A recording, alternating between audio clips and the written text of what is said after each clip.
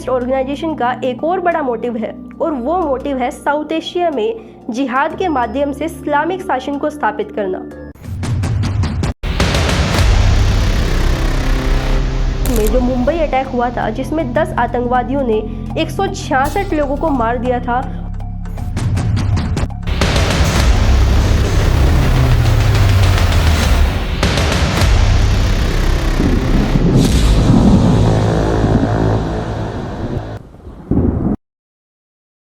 लश्कर-ए-तैयबा एक ऐसा आतंकवादी संगठन जिसने न सिर्फ इंडिया बल्कि दुनिया के कई हिस्सों में आतंक का माहौल बनाया है।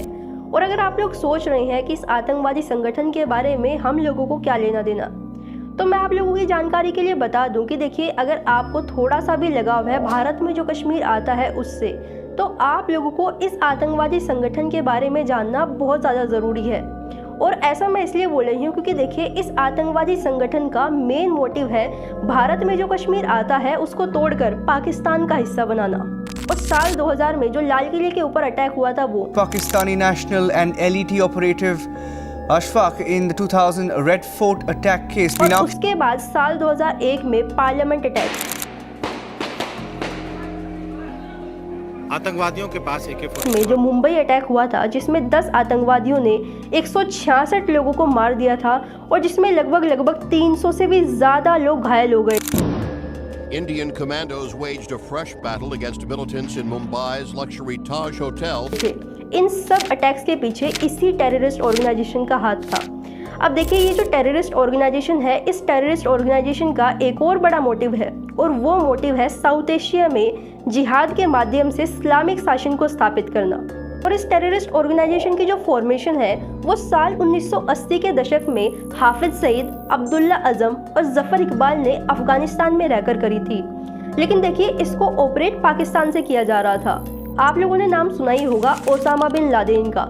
ये जो टेररिस्ट है ये पाकिस्तान में रहकर इन तीनों टेररिस्ट को बहुत बड़े लेवल पर फंडिंग प्रोवाइड करता था, जिसकी वजह से जो ये तीनों टेररिस्ट है ये अफगानिस्तान में रहकर अपने संगठन को मजबूत बनाते थे।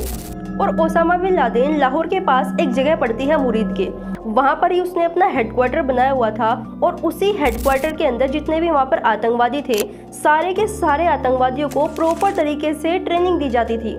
अब देखिए, इस ट्रेनिंग के अंदर वहाँ पर जितने भी आतंकवादी थे सभी के सभी लोगों को किस तरीके से बॉम्ब बनाने हैं, जितने भी वहाँ पर हथियार थे उन हथियारों को कैसे ऑपरेट करना है, कैसे चलाना है, ये सारे के सारी ट्रेनिंग उनको दी जाती थी और उनको गोरिल्ला वॉर के लिए तैयार किया जाता था। अब देखिए, यहाँ पर कई सारे न्यूज़ आर्टिकल्स का तो ये तक भी मानना है कि इन सारी की सारी एक्टिविटीज़ के लिए जो फंडिंग है वो पाकिस्तान की जो इंटेलिजेंस एजेंसी है ISI, उसकी तरफ से इनको मिलती थी। और ये टेररिस्ट ऑर्गेनाइजेशन पाकिस्तान में 16 इस्लामिक इंस्टीट्यूशन और 135 सेकेंडरी स्कूल भी चलाती हैं, जहाँ पर ये आने वाली यंग जनरेशन के दिमाग में भी वही जहर भरती हैं जो ये आज तक पूरी दुनिया में फैला रही हैं।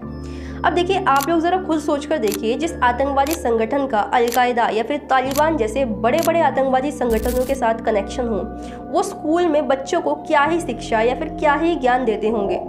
लेकिन देखिए, पाकिस्तान के लिए ये एक प्रॉपर एसेट्स की तरह काम करते हैं भारत को तोड़ने के लिए।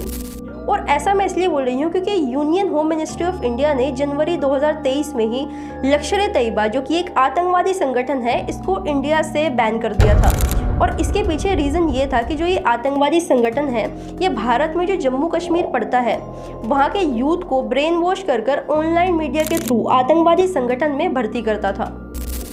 और अपनी इन्हीं हरकतों और कारनामों की वजह से ये आतंकवादी संगठन दुनिया के 13 देशों में बैन है, जिसमें कि पाकिस्तान भी एक वो कंट्री है जिसने इस आतंकवादी संगठन को बैन किया हुआ है।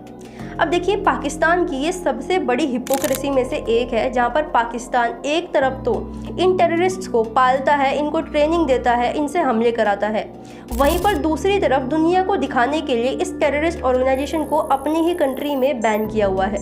और इन सब के बावजूद लश्कर-ए-तैयबा आज भी पाकिस्तान में अलग अलग नाम और मोर्चों के तहत सक्रिय है, जहां पर वो चैरिटी के थ्रू पैसा इकट्ठा करता है और आतंकवादी गतिविधियों को अंजाम देता है।